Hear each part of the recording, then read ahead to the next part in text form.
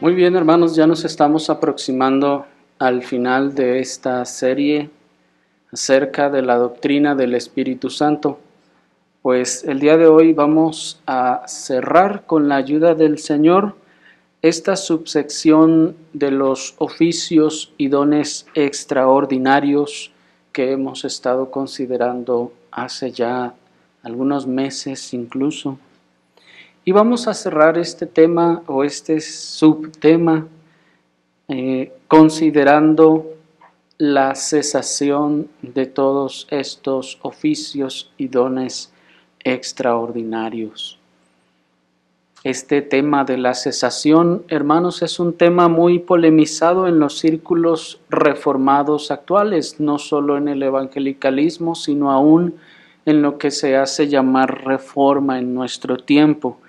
Y exponer un tema de esta magnitud suele tomar un buen tiempo para que pueda expresarse con claridad. Sin embargo, ya que nosotros, a medida que fuimos considerando cada uno de los oficios y los dones extraordinarios, fuimos mostrando también las pruebas de su cesación. En esta oportunidad solo daremos una breve conclusión a todo lo que ya se ha expuesto con respecto a los oficios y dones extraordinarios.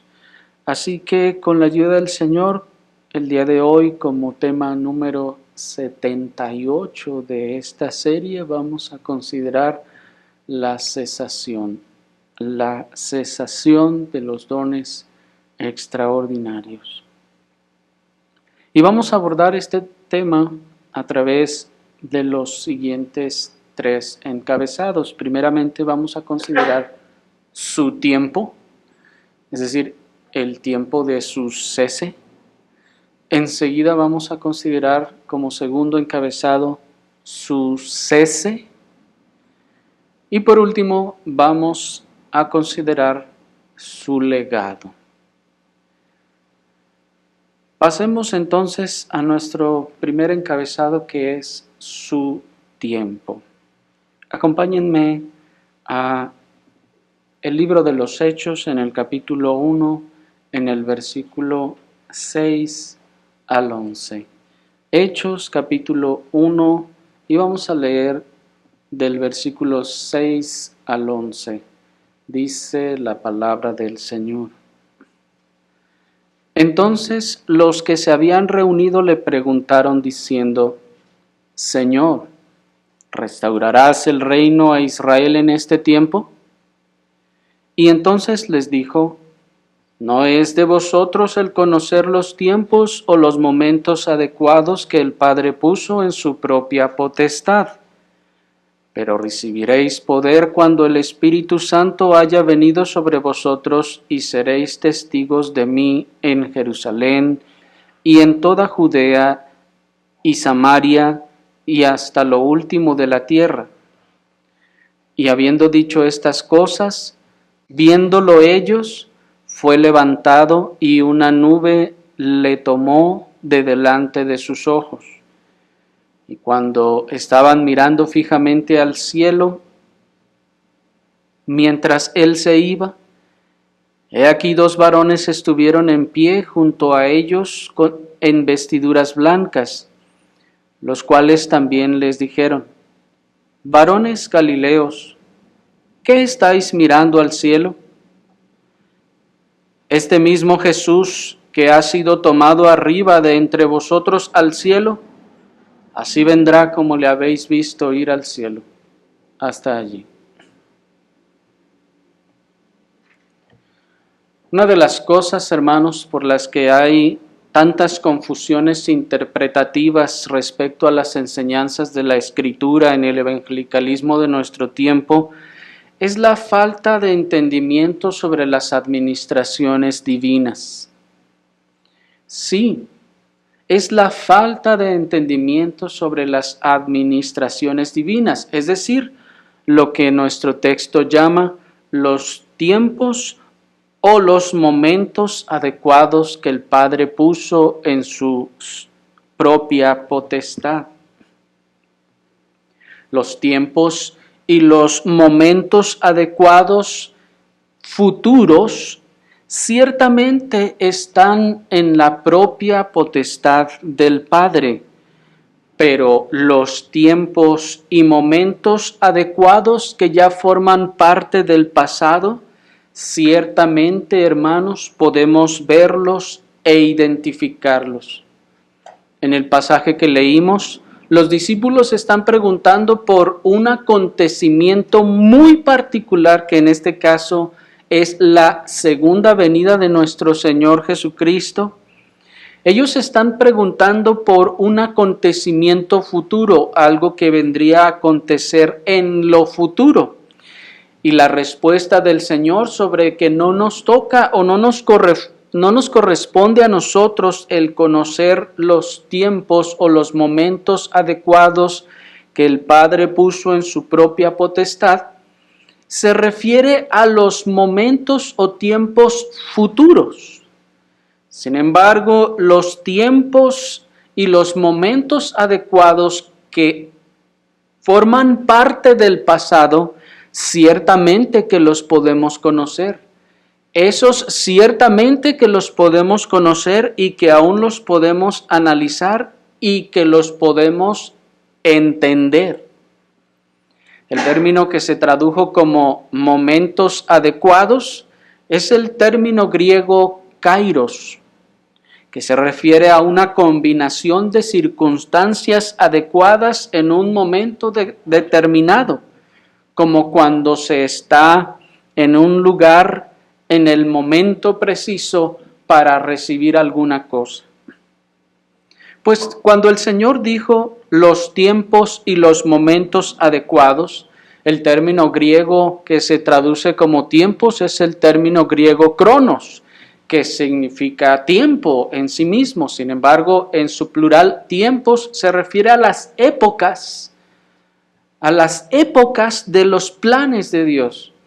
Y dice el Señor, ustedes no podrán saber las épocas futuras, cuándo vendrán a cumplimiento las épocas futuras. Y cuando dice tiempos adecuados, es del término griego kairos, que se refiere a una combinación de circunstancias adecuadas en un momento determinado. Como cuando alguien de ustedes está en el lugar y en el momento preciso para recibir alguna cosa. Y decimos no planeado, en el lugar y momento preciso, y entonces le toca alguna situación, ya sea buena o sea mala. Este término griego kairos también hubiera podido traducirse como coyuntura. Sin embargo, ya que lo primero que les vino a la mente a ustedes al escuchar esta palabra es su significado anatómico, ¿sí?, de esa articulación, es la razón por la que no se colocó este término, hermanos, en la traducción. Sin embargo, el término coyuntura es lo que describe mejor lo que este término griego kairos significa, pues coyuntura significa una combinación de factores y circunstancias que se presentan en un momento determinado. ¿Se fijaron? De manera que coyuntura, hermanos, deben saber ustedes que coyuntura no solo se refiere a las articulaciones del cuerpo, sino también es un término que se utiliza para referirse a una situación, a una combinación de factores o circunstancias que se presentan en un momento determinado y que por la suma de todas esas cosas ocurren situaciones muy particulares, o lo que se llaman fenómenos muy particulares. ¿Por qué? Porque influyó esto otro, y todo eso se dio al mismo tiempo y el resultado fue esto. ¿Me explico? Eso es kairos en el griego. Es esa reunión de factores, circunstancias que se presentan todas en un momento con el objetivo de dar un resultado. De manera que con tiempos o momentos adecuados, en este sentido se refiere ya no a las épocas, sino a los sucesos particulares dentro de esas épocas. ¿Me explico? Ya sea los inicios de esas épocas o los fines de esas épocas o situaciones muy particulares de esas épocas. Ese sería el kairos. De manera entonces que el Señor está diciendo, ustedes no podrán saber las épocas futuras, ni cuándo empezarán esas épocas, ni cuándo terminarán, ni qué sucederá de manera determinada en el momento determinado de ciertas situaciones. No podrán saber ustedes eso. Pero ciertamente podemos saber, hermanos, lo que ya ha acontecido en el pasado. Y eso es muy instructivo para nosotros para poder entender las cosas y enseñanzas de la palabra del Señor.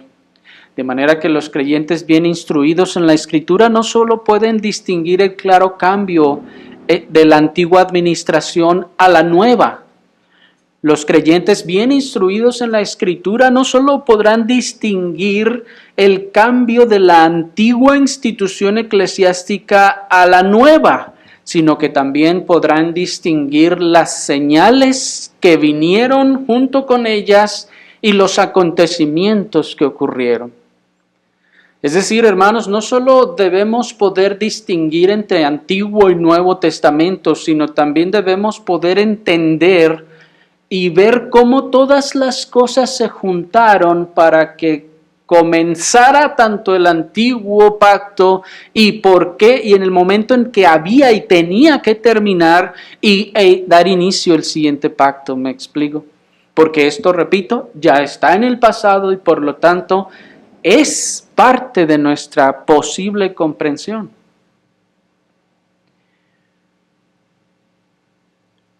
Cada uno de estos acontecimientos, épocas, tiempos, fueron acompañados también, hermanos, con diversas circunstancias y señales en la providencia del Señor. Tan solo es cuestión de observar con detenimiento el testimonio de la Escritura. Por ejemplo, observen cómo cada uno de los grandes acontecimientos o propósitos de Dios es precedido primero, por ejemplo, por un periodo de apostasía. Piénsenlo, obsérvenlo. Cada uno de los grandes acontecimientos de los propósitos de Dios es precedido por un tiempo de apostasía. Sin tomar en cuenta el caso de Adán, piensen en Noé. Hubo precisamente un periodo de apostasía que llevó a estas circunstancias. Luego avanzamos algunas generaciones, 10 generaciones, hasta llegar a Abraham, y hay también un periodo de silencio hasta que el Señor le habla a Abraham y le dice, sal de tu tierra y de tu parentela. ¿Por qué tenía que salir de su tierra y de su parentela? Nada más porque sí. Diría el Señor, no, todo acá está bien, pero yo quiero hacer otra cosa. Mira, vente conmigo, ándale, luego vemos qué hacemos. No, hermanos, ciertamente la razón por la que el Señor está sacando a Abraham es precisamente la apostasía que ya se está presentando en su momento. De igual manera podemos seguir cada uno de los acontecimientos, hermanos, que ocurren y hay ese periodo de apostasía. Igualmente también observen, un periodo de silencio de parte de Dios con respecto a su pueblo.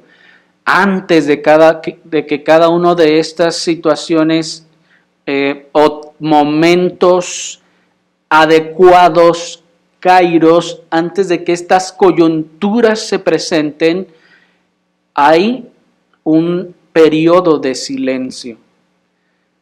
Es decir, el Señor ya no habla, ya no hay profetas, ya no hay predicación de la palabra, hay un periodo de silencio de parte de Dios.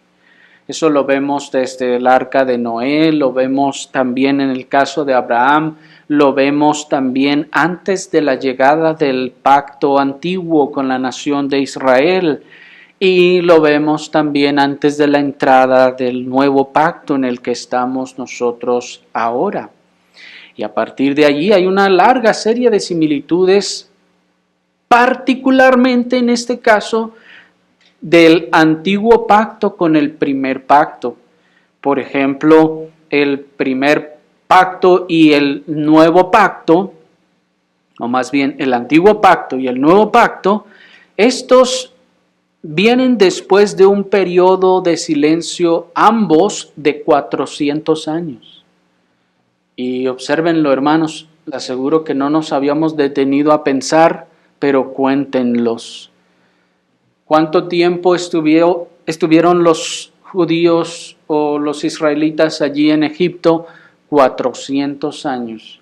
Desde la última vez que el Señor trató con ellos, 400 años, hasta que el Señor los sacó e instauró el antiguo pacto. ¿Cuánto tiempo entonces hubo también de silencio desde el último profeta hasta que Juan el Bautista llegó a anunciar la venida del Señor? 400 años también. Luego, la introducción a cada pacto fue caracterizado por grandes señales y prodigios poderosos que, una vez que el pacto se estableció, fueron también disminuyendo hasta desaparecer. Observen eso, hermanos. En la introducción de estos pactos hubo grandes señales, grandes prodigios que después de un tiempo, del tiempo determinado por Dios, estos desaparecieron también. Miren ahí a la nación de Israel siendo sacada de Egipto a través de aquellas 10 plagas. ¿Cuándo se volvieron a ver esas plagas? Nunca más. ¿Cuándo se volvió a abrir el mar rojo, por ejemplo? No ocurrió sino hasta el tiempo de Josué, cuando precisamente la nación entró en la tierra prometida. Observen también otra similitud, hermanos. El mediador mismo del pacto, tanto del antiguo como del nuevo pacto, no permaneció con el pueblo, sino que hizo su labor y luego fue llevado arriba. Esto aconteció con Moisés 40 años después, y esto aconteció con nuestro Señor Jesucristo 40 días después de su muerte. De manera que una vez que las reglas del pacto se dieron, una vez que la institución eclesiástica se estableció, una vez que el pacto quedó establecido y toda la nación tuvo claro qué tenían que hacer en lo sucesivo, a partir de allí, hermanos, los medios extraordinarios que acompañaron la introducción de ese pacto desaparecieron. Observen eso. Una vez que se establecieron las reglas del pacto, una vez que se estableció la institución eclesiástica, una vez que todos los medios quedaron determinados cómo se iban a hacer las cosas de aquí en adelante en todo el resto del pacto, entonces a partir de allí todos los medios extraordinarios que acompañaron la introducción del pacto desaparecieron. Piénsenlo, aquel gran monte que retumbaba con truenos y humo, ¿qué le pasó? Después volvió a ser un monte como los demás. Cumplió su propósito y el poder extraordinario que se efectuó allí cesó y no se vio más. Aquella gran zarza ardiente que estaba en una tierra que no se podía pisar, pues era santa, dijo el Señor. Pasó ese poder, esas señales poderosas, y luego se desvanecieron. Busquen el agua que fluyó de la roca para dar de beber a esa nación, y ya no la encontrarán más. Difícilmente darán con la roca. ¿Cuál habrá sido de todas esas? Cumplieron su propósito, dejaron establecido su mensaje, su símbolo, su enseñanza, su institución, y luego cesaron. ¿Por qué? Porque ese era su propósito, establecer algo, dejarlo establecido, y luego, ya que todos lo tenemos claro, ahora sí, ya no lo necesitamos. Es como un maestro. El maestro nos va a enseñar y nos va a instruir mientras que no tenemos conocimiento de cómo hacer las cosas. Una vez que nos dejó todo el conocimiento, ahora sí, se aparta y se va. Y ya no necesitamos de ese maestro. Lo mismo ocurre con los rituales de la antigua institución eclesiástica, por ejemplo. Venidas las realidades, ya no necesitamos continuar más con la práctica del símbolo, aunque no lo desechamos completamente para olvidarnos de él, sino que ya no lo practicamos y el símbolo nos queda como enseñanza y fundamento. ¿Me explico? No lo desechamos en absoluto, y observen eso porque es importante, hermanos. Aunque nosotros ya no practicamos los rituales de la ley ceremonial, ¿por qué no lo borramos de la Biblia si ya no lo ocupamos? No, porque necesitamos el testimonio, porque se queda como testimonio de la obra del poder de Dios y también como enseñanza para nosotros. Lo mismo ocurre, hermanos, en el establecimiento de la nueva institución eclesiástica. Su introducción, así como la anterior, no solo vino acompañada con señales y prodigios, sino que estos fueron aún mayores que los de la anterior, como nos dice el apóstol Pablo. Acompáñenme a la segunda carta del apóstol Pablo a los Corintios en el capítulo 3. Segunda a los Corintios, capítulo 3, y vamos a leer desde el versículo 6 hasta el versículo 10. Dice, segunda a los Corintios 3, 6. Quien también nos capacitó como ministros del Nuevo Testamento, no de la letra, sino del Espíritu, porque la letra mata, pero el Espíritu vivifica. Y si el ministerio de muerte escrito y grabado en piedras fue glorioso, de tal manera que los hijos de Israel no podían fijar la vista en el rostro de Moisés por causa de la gloria de su rostro, la cual había de acabar, ¿cómo no será más glorioso el ministerio del Espíritu? Porque si el ministerio de condenación fue glorioso, mucho más abunda en gloria el ministerio de justicia. Porque aún lo que fue hecho glorioso no es glorioso en esta parte, en razón de la gloria que lo sobrepasa hasta allí.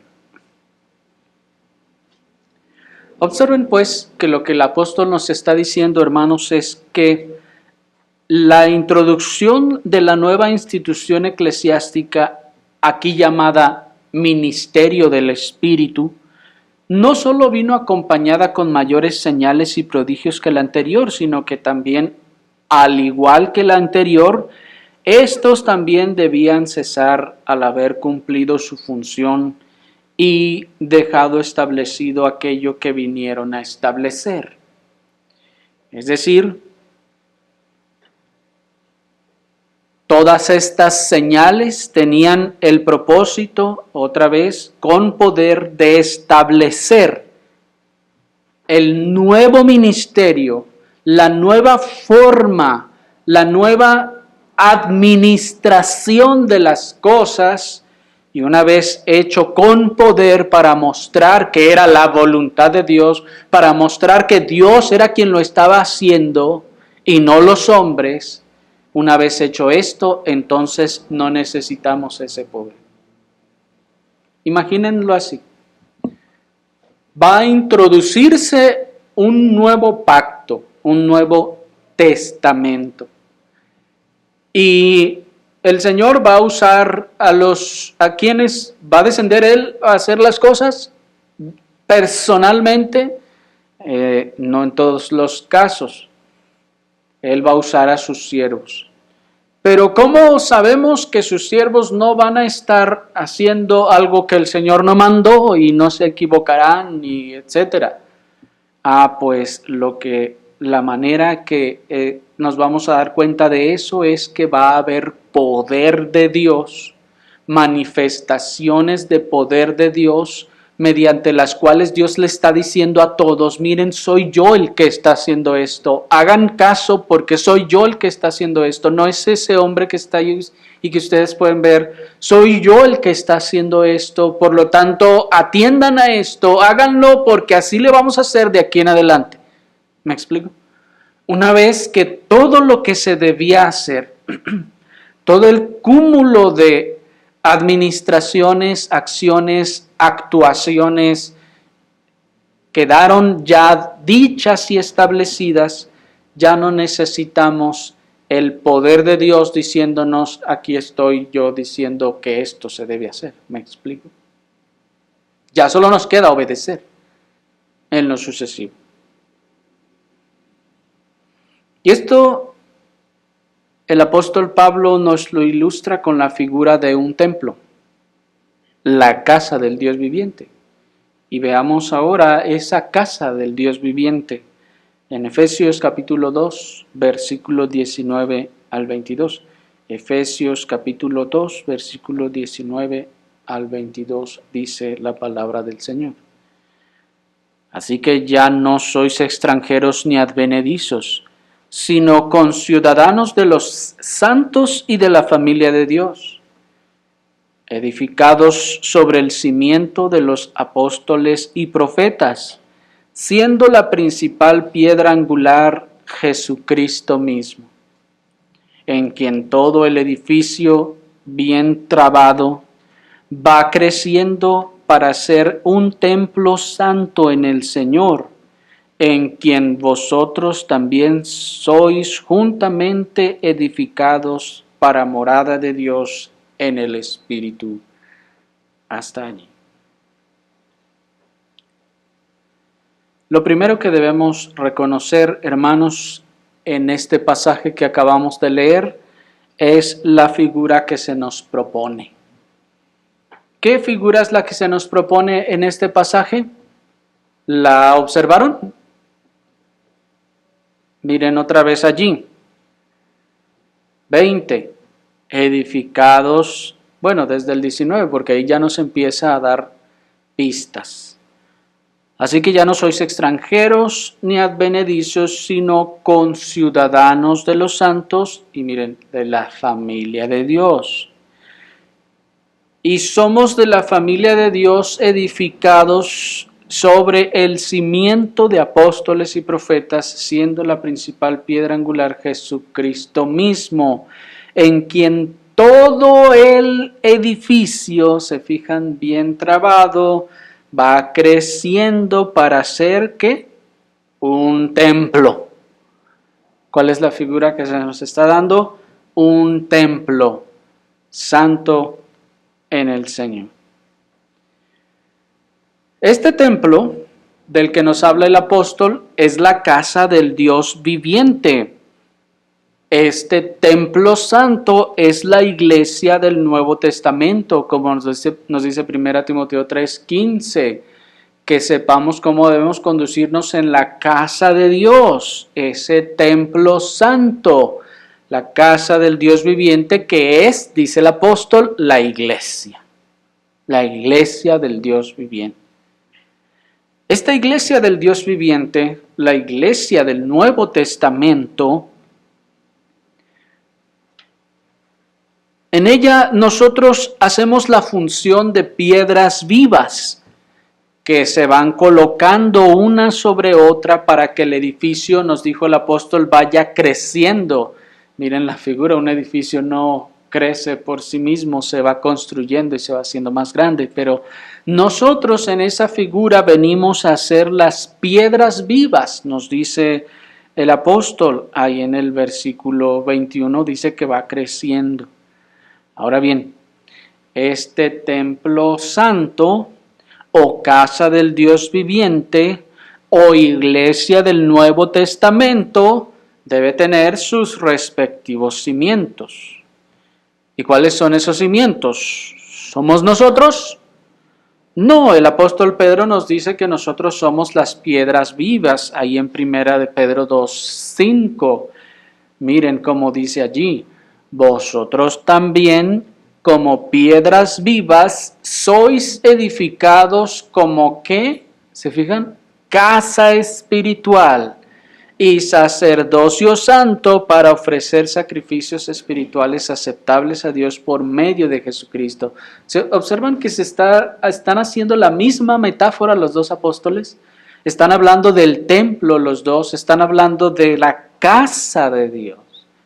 Porque el apóstol Pablo nos dice que es un templo santo en el Señor y el apóstol Pedro nos dice que es una casa espiritual y sacerdocio santo. ¿Y para qué es esa casa? Para ofrecer sacrificios espirituales. De manera que esa casa espiritual no es el edificio donde nos reunimos. La casa espiritual es la iglesia misma, la iglesia del Dios viviente. ¿Me siguen? La iglesia del Nuevo Testamento. ¿Tenemos eso claro? Porque, hermanos, teniendo eso claro, podremos entender lo que sigue. De manera pues que el apóstol Pedro también nos está estableciendo un paralelo. La casa material de la antigua institución eclesiástica, el templo de Jerusalén, con la casa espiritual de la nueva institución eclesiástica, la iglesia del Dios viviente. ¿Se observan el paralelo? De hecho, ambos apóstoles lo están haciendo.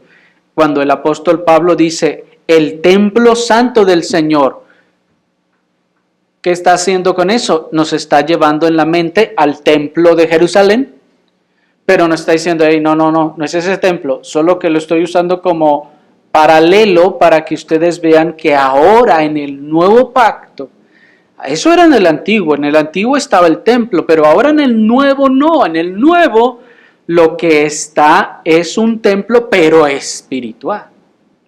Por eso dice el apóstol Pedro que en el Nuevo Testamento es una casa espiritual, es un sacerdocio santo para ofrecer sacrificios espirituales.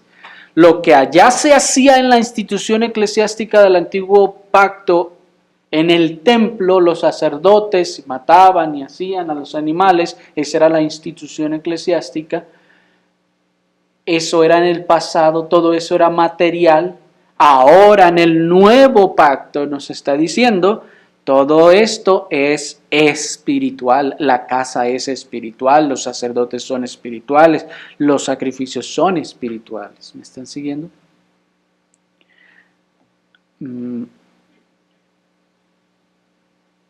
Porque los elementos de la antigua institución eclesiástica, hermanos, ustedes saben que no eran otra cosa que anunciamientos en figuras de las realidades que habían de ocurrir al final en la era de los últimos tiempos de los planes divinos. Así pues, así como las piedras literales formaban el edificio de aquella casa, de aquel templo de Jerusalén material, que con su sola existencia estaba anunciando la venida de otra casa que había de venir, pero esta espiritual. Se nos dice entonces por eso que los creyentes son piedras vivas, porque somos ahora parte de ese templo, nosotros construimos ese templo. Nosotros somos las piedras en ese templo. Pero ¿quiénes son entonces los cimientos? Veamos entonces, hermanos, en este punto, los cimientos. Dice el versículo 20 de Efesios 2. ¿Están allí? dice, edificados sobre el cimiento de los apóstoles y profetas.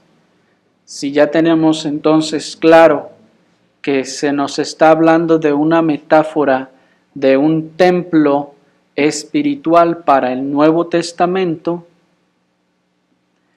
entonces nos dice el apóstol, y de este templo que les acabo de decir, los apóstoles y los profetas son los cimientos. Mientras que nuestro Señor Jesucristo en esta metáfora hace la función de piedra angular, ¿se fijaron? Los apóstoles de nuestro Señor Jesucristo y los profetas hacen la función de cimiento. Y observen la metáfora. Piedra principal o principal piedra angular, en ese edificio solo hay una. ¿Se fijan? Solo hay un Cristo, así como solo hay un camino, una verdad y una vida, Cristo nuestro Señor. Sin embargo, en cuanto a los cimientos son más de uno, puesto que en cada uno de estos cimientos, nos dice Revelación 21:14, están escritos los nombres de los apóstoles del Cordero.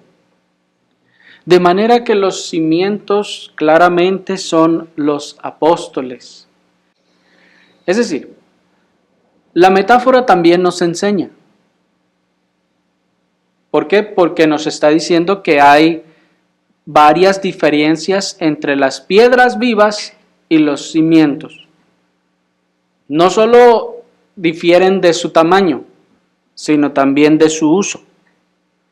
De manera que esto nos enseña que una gran roca de cimiento no puede ser colocada en un muro, así como no se puede colocar una pequeña piedrita en el cimiento. ¿Qué pasa? ¿Qué ocurre si ponemos una gran roca de cimiento y la ponemos en la pared? Se va a caer con todo y pared. Y si ponemos una piedrita chiquita ahí en lugar de cimiento, ¿qué va a pasar con el edificio? También se va a caer. Cada uno tiene su lugar. De igual manera, la cantidad de grandes piedras que se requieren para el cimiento son muy inferiores. Fíjense, hermanos, que la cantidad de piedras o ladrillos que se requieren para todos los muros. Piénsenlo. Lo que nos enseña también por qué los apóstoles fueron un número inferior y muy limitado en comparación con el resto de los que seríamos solamente piedras vivas. Esto también, por eso decíamos, la metáfora enseña, nos está enseñando también esto. No es la misma cantidad de piedras para los cimientos, es una cantidad menor. Y para la construcción del resto de los muros es una cantidad mayor. Ahora bien, meditar un poco más en la metáfora de la casa del Dios viviente también nos indica, hermanos, el tiempo en el que los cimientos son colocados, así como construido el resto del edificio. Primeramente debemos reconocer la realidad de que los cimientos solo se echan una vez y ya nunca más se vuelven a echar en la vida entera del edificio. ¿No es así? Los cimientos solo tienen un tiempo y ese tiempo es el inicio de la construcción. Esos cimientos se colocan al principio y una sola vez y después ya nunca se vuelven a tocar ni se vuelven a poner más cimientos. Una vez echados esos cimientos, ya no hay más cimientos que poner ni que tocar. Se pueden hacer, miren, se pueden hacer remodelaciones, incluso se tiran a veces hasta las paredes para volverlas a construir. Pero los cimientos siguen siendo los mismos que se echaron desde el principio. Eso nos está enseñando entonces, hermanos, con respecto a los apóstoles y a los profetas, que son los cimientos, nos dice el versículo 20 de este edificio, que ellos solo vinieron una vez, que su propósito de apóstoles y profetas era solo venir al principio de la construcción de este templo santo. Ellos solo habrían de venir una vez al principio de la construcción de la iglesia del Nuevo Testamento, y una vez que ellos se constituyeron en el cimiento, ya no hay más necesidad de tener más cimientos. Por lo tanto, los cimientos entonces ya cesaron.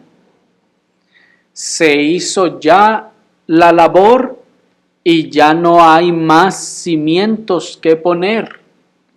Ya no es más necesario esto. Y de la misma manera como el mediador mismo cumplió su función en ambos pactos y luego fue recogido, así los apóstoles cimentadores también. Observen eso. El mediador de ambos pactos cumplió su función y fue recogido, y los los apóstoles cimentadores también. Dice en ese sentido el pastor puritano John Owen: no hubo un tiempo limitado determinado para el cese de estos dones.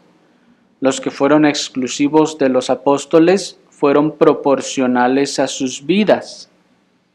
Ninguno después de su muerte tuvo ni oficio, ni poder, ni dones apostólicos. Lo mismo puede decirse de los evangelistas, termina la cita. De manera pues, hermanos, que los cimientos, las piedras de los cimientos, esto es, los apóstoles, vinieron al principio del edificio, vinieron al principio de toda la era neotestamentaria. Por eso leímos al principio el texto que dice: a ustedes no les corresponde saber las eras, los tiempos, las épocas o los momentos indicados, adecuados, que el Padre puso en su sola potestad. En este caso, los apóstoles vienen al principio, vienen en el momento indicado, en el momento preciso, en la coyuntura del inicio de toda la era neotestamentaria. Y entonces, una vez que han hecho su labor y hicieron su trabajo, entonces ellos fueron llevados a la presencia del Señor al fallecer, y a partir de entonces ya no hubo ni era necesario poner más cimientos. De hecho, cuando una vez que se han echado los cimientos, si alguien pretende querer seguir la barda del mismo grosor y ancho que los cimientos, lo que está haciendo es que le está quitando la capacidad a los cimientos que están abajo. Y en vez de hacer bien, está haciendo mal. Bien puede ese edificio caerse por el peso extra que está agregando. De manera pues entonces que no es que hubo un momento en el que los apóstoles dejaron de ser apóstoles o que se les acabó el poder, sino que en este sentido los apóstoles fueron apóstoles hasta el día de su muerte. Los profetas fueron profetas hasta el día de su muerte. Los evangelistas lo fueron de igual forma hasta el día de su muerte. Así como Moisés, ¿se acuerdan? Moisés fue el mediador del pacto anterior y lo fue y sirvió hasta el día de su muerte. Y una vez que murió, aunque se dice mucho que Josué fue su sucesor, lo fue solo en la dirección, mas no en las tareas, porque Josué ya no hizo ninguna de las cosas que hizo Moisés en cuanto al establecimiento de la institución eclesiástica. Josué tenía otra tarea, una tarea distinta a la de Moisés, por lo cual Josué no era mediador y no era en ese sentido tampoco profeta para poder continuar con la labor que en este caso Moisés había dejado. Y así también los apóstoles murieron y desde entonces no hubo más apóstoles. Eso es lo que nos indica el apóstol Judas cuando dice ahí en Judas versículo 17 y 18. Judas 1, 17 y 18 dice: pero vosotros, amados, acordaos de las palabras que antes fueron dichas por los apóstoles de nuestro Señor Jesucristo. ¿Se fija? ¿Cómo os decían? Miren cómo habla de ellos en pasado. En el último tiempo habrá burladores que andarán conforme a sus propias concupiscencias impías. Miren la manera en la que habla Judas en este caso. Y dice: acuérdense de las palabras que fueron antes dichas por los apóstoles. Y la fecha de la escritura de esta carta y las palabras que usa el apóstol nos hacen pensar que solo quedaban muy pocos apóstoles vivos para ese momento. Muy probablemente solo Juan y Judas en este caso quedaban vivos. El resto de los apóstoles habían muerto ya. Y por eso Judas decía: acuérdense de lo que nos dijeron. Si no, tendría que decir: todavía nos siguen diciendo los otros profetas, y los otros apóstoles que vinieron. No, sino está diciendo: ya quedaron ellos allá atrás. Estamos en una fecha y en una coyuntura, en un momento en el que ya están quedando todos ellos atrás. Y lo que nos decían era esto. Observen entonces cómo sus vidas quedaron junto con sus oficios en el pasado y no continuaron más.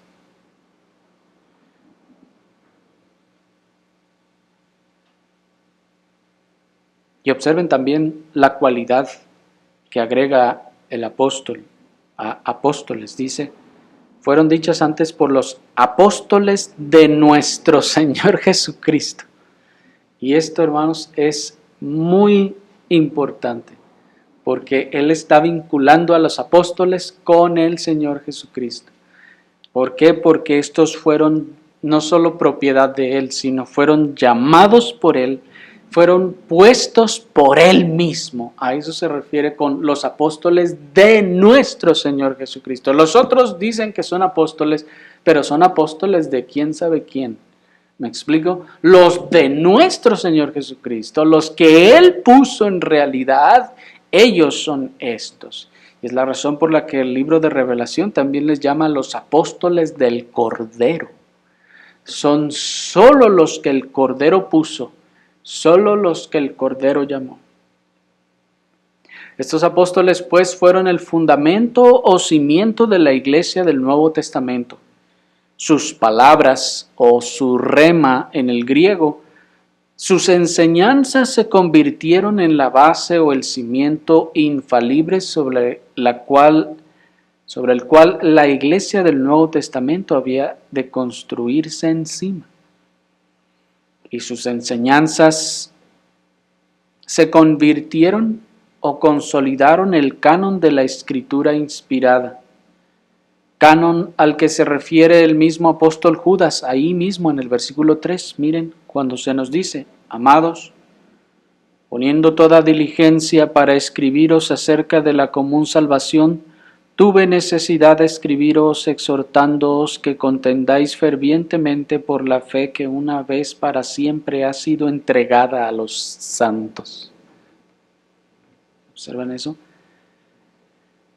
Hay un solo y único canon, la fe, que aquí llama el apóstol fe, refiriéndose a las doctrinas, a la escritura. La fe, una vez para siempre, ha sido entregada a los santos. Ese es el cimiento sobre la cual la iglesia del Nuevo Testamento será edificada en lo sucesivo. Esa fe que fue una vez para siempre entregada a los santos. Y dado que solo se entregó una vez para siempre, entonces debemos entender que aquellos que fueron usados para entregarlo no estarían una vez que hicieron su labor y entregaron esta fe, a partir de entonces no estarían más. Una vez que sus vidas terrenales terminaron, el oficio apostólico y profético, que fue el cimiento de esta verdad y de este canon, cesó. Ya no había más. Pero vamos a ver después, no nos dejaron solos, nos dejaron un gran legado. Pero eso lo veremos más adelante. Oremos al Señor.